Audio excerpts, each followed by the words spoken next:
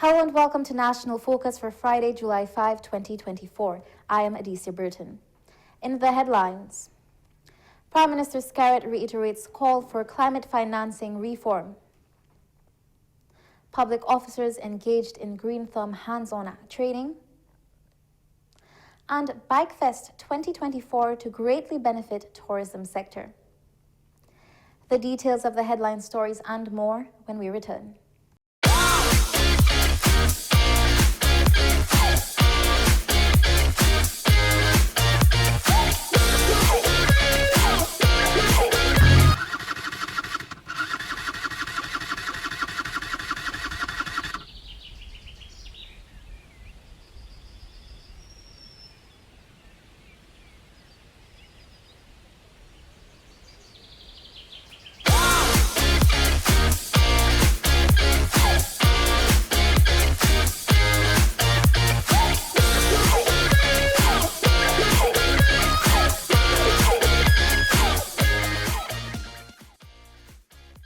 Ride safe. Wear a helmet. Safer roads in the nature aisle. This message was brought to you by the government of the Commonwealth of Dominica.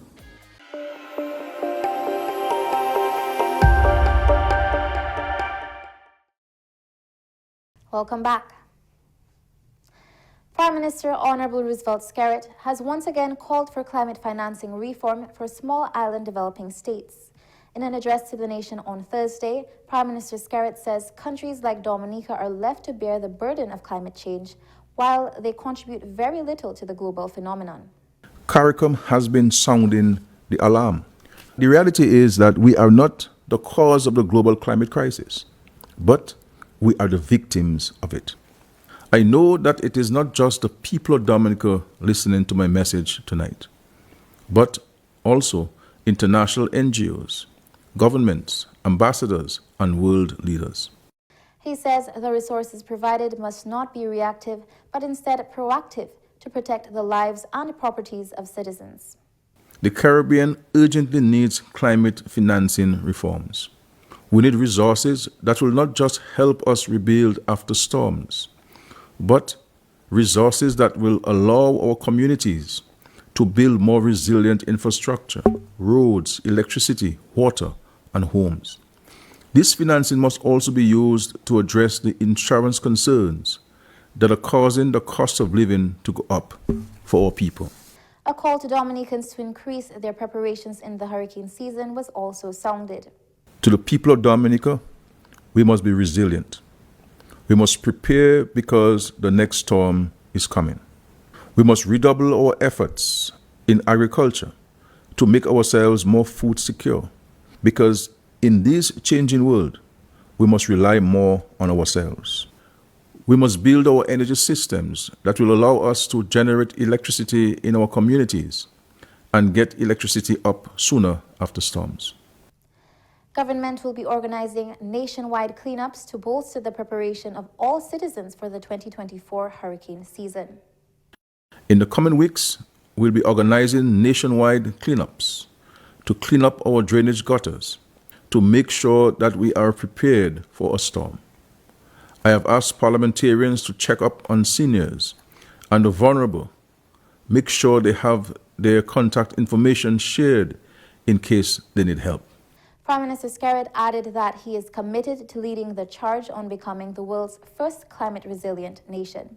Dominica is now more committed than ever to leading the charge on environmental awareness.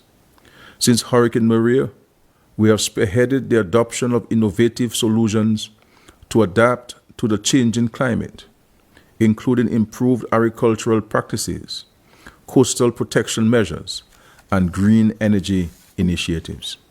We will continue to set and pursue ambitious targets for renewable energy adoption, leading to cleaner and more sustainable energy systems. Public officers from Roseau and environs are among the first to receive the Green Thumb hands-on training as part of the Public Service Health and Wellness program. Today we are having a practical session as part of the Green Thumb project. The Green Thumb project is a joint collaboration between the Establishment Personnel and Training Department and the Ministry of Agriculture. and it is specifically targeted towards public officers, where we are providing public officers with a certain amount of items such as vegetable seedlings and so on, so that they could actually go and do some planting as part of the backyard gardening program that we are running. The overarching goal of the program is to increase healthy living through the promotion of backyard gardening. The overall goal is for us to have public officers that are healthy and have an increasing sense of wellness. As you know, Dominica has been cited, as having an increase in non-communicable diseases. So it is our way as the public service to help in ensuring that our public officers are not also included in these high numbers. But we really want to do something on our end to ensure that our public officers are healthy. We want to do something on our end to help them in meeting their own health goals as well. The training focused on providing practical exercises for a series of gardening components. We'll be looking at hands-on, showing them how to prepare their seedling trays. We'll be showing them how to put in their seeds. We'll be showing them how to do transplant seedlings. We'll be showing them how to put their mix into the pots, and also showing them different levels of pest and disease management. We have our team from the Plant Protection and Quarantine Unit who collected around the island samples of different pests and different diseases so that they could see firsthand. So it's all about learning by doing. This program will equip public officers with the knowledge and training to have sustainable backyard gardens. At the end of this training, it doesn't end here, because they all, through application forms that were sent to all public officers. So far, 315 registered. I think the registration is closed now, but 315 officers registered this time. Wait for the second round around for others. And so from this virtual training, hands-on training, they all selected from their application different vegetables they would like to grow in their backyards. So we at the Ministry of Agriculture will be providing that to them free of charge, provided from the Chinese Technical Mission at 1 Mile Portsmouth, and also support from WUSC and other collaborating partners. In a bid to increase visitor arrivals to Dominica and market the country to a new audience, the Dominica Festivals Committee has partnered with 767 Bike Life for the first ever Bike Fest. The 3-day event will be held under the theme Helmet On, Ride On, Safety is a Must. The festival will begin on Friday, July 19 at the Promenade with a welcome party. Saturday, July 20 will be the Wheeling and Wilding Bike Show at the Canefield Airport from 10 a.m. On Sunday, July 21, the event will close out with the Dominica Bike Day Island Tour, set to begin at 9 a.m. at the Rosa cruise ship berth. That is another arm of tourism, and to have transportation of persons into Dominica. They do have a very large following, and that is a very good thing for tourism, a very good thing for the airport and the seaport. And arrangements are being made to have the bikers from the various territories transport their equipment to Dominica. There will be influencers who will be coming to Dominica, and that is going to give Dominica tremendous exposure in relation to all of the things that we have to offer in Dominica. The Bike Fest is expected to impact all parts of the tourism sector, from transportation, restaurants, and accommodation. The fact that they have a strong following means that the hotel and tourism industry will also benefit with people coming to stay, be it for 2 nights, 3 nights, be it in Airbnbs or in other accommodations. While the Canefield Airport will be closed to accommodate the event, access to Dominica will not be impacted. For us at the airport, it is important that we work with our communities, we work with our people. Canefield Airport at the time will be closed for a few days to allow that event to happen. But because we have the major airport, which is Douglas Charles Airport, it is not going to affect our ability to have persons come in and out of Dominica. So we will be closing the airport for a couple of days prior to and after. All safety requirements have been met for the staging of BikeFest 2024. We're still keeping within the requirements. That is then because in terms of we're using the apron for most of the activity that will be held, and the concerns that may have been expressed, there are always, all of these concerns are being addressed in terms of safety. So that is a factor that is foremost in our minds, that of safety, and we think we have all of the requirements for that covered. Citizens were encouraged to support the event as it will greatly benefit the tourism sector of Dominica. The persons can bring persons into Dominica, and if you say they were to bring 200, 250, 500 persons with them, there are a number of persons that will benefit. The accommodation sector will benefit. The transportation sector will benefit. You will have the food and beverage will benefit.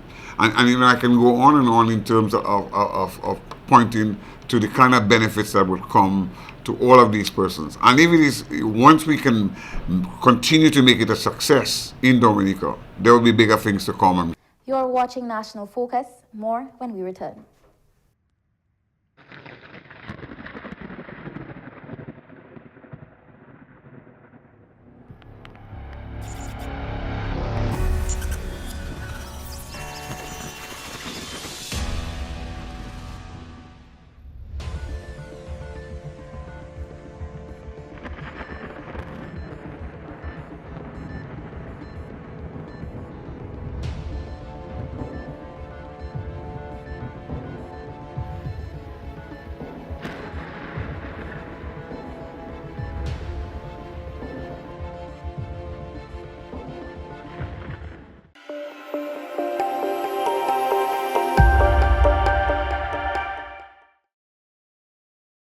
Welcome back.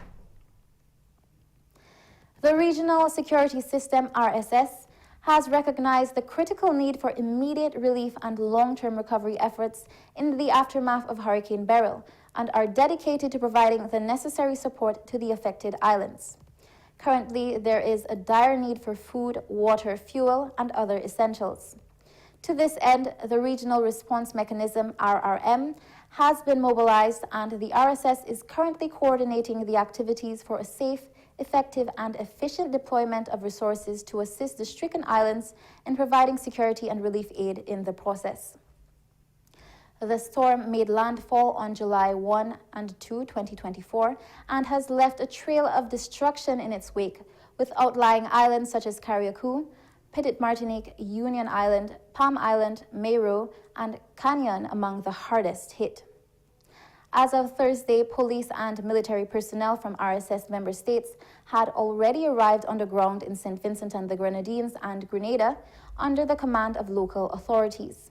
The RSS is also collaborating with the Caribbean Disaster Emergency Management Agency to deploy the CARICOM Disaster Relief Unit, CDRU, as quickly as possible. In a statement, the RSS emphasized that the safety and security of its people is its top priority and will continue to work closely with relevant agencies to ensure that help is delivered swiftly. The Roseau City Council is pushing the need for residents to adhere to the weather advisory so as to mitigate the effects of disasters such as hurricanes.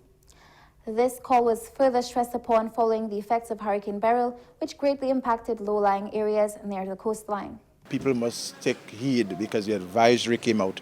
The government gave the advisory, and that it was anticipated that we're going to get high tides and rough seas. And persons who live along the coastlines were advised to take all precautionary measures. So it is regrettable that we have seen some persons who have lost their livelihood, lost some of their households and items, and of course some of their homes. And so it is of course a regrettable thing, but they should have taken at least advanced precautionary measures to mitigate against these things. Early preparedness can make a stark difference in disaster risk reduction. We cannot stop the storm, we cannot stop the hurricane, but we can be prepared for eventuality. We can prepare for it. We cannot stop the damage, but we can help minimize the damage that it will cause. So it is important, and this is what I think that should be our mantra. We are aware that every year that there is an advisory that we are going to have some weather condition that will eventually affect us in some way or another. And so the call for preparedness is key. He stressed that the citizens of a country are central to building resilience. The resilience is not only that we're going to build a building that's going to be very strong or a wall that's going to be very strong. The resilience must be in ourselves. The resilience is to take heed. The resilience is to be precautious, take precaution. The resilience is to be prepared for what is to come. And I think this is the advice that I have to give, not only for the residents, but for the entire country. The Division of Culture has sashed the contestants for the 2024 Miss Wapduyet pageant. The sashing took place on the Dame Eugenia Charles Boulevard, where the 7 young ladies were presented to the public for the first time as part of the emancipation activities. The young ladies are Bianca Thomas, Sierra Andrew, Estacio Laville, Heidi Ellick, Jacilia Jacob, Treasure Anthony, and Zoraida Lewis. GIS News will bring you more in a subsequent newscast. Coming up next, the Creole News highlights with Jeno Jacob.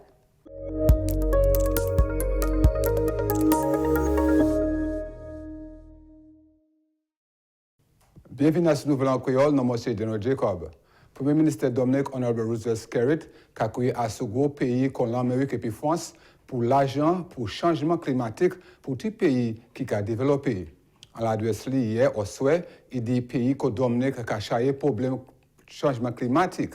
Ce n'est pas Dominique et puis c'est tout pays qui est responsable pour problème climatique. Cyclone qui a venu plus mauvais, cyclone Maria et puis Beryl, c'est des exemples. Soleil plus chaud et puis la mer qui a rentré à sous terre.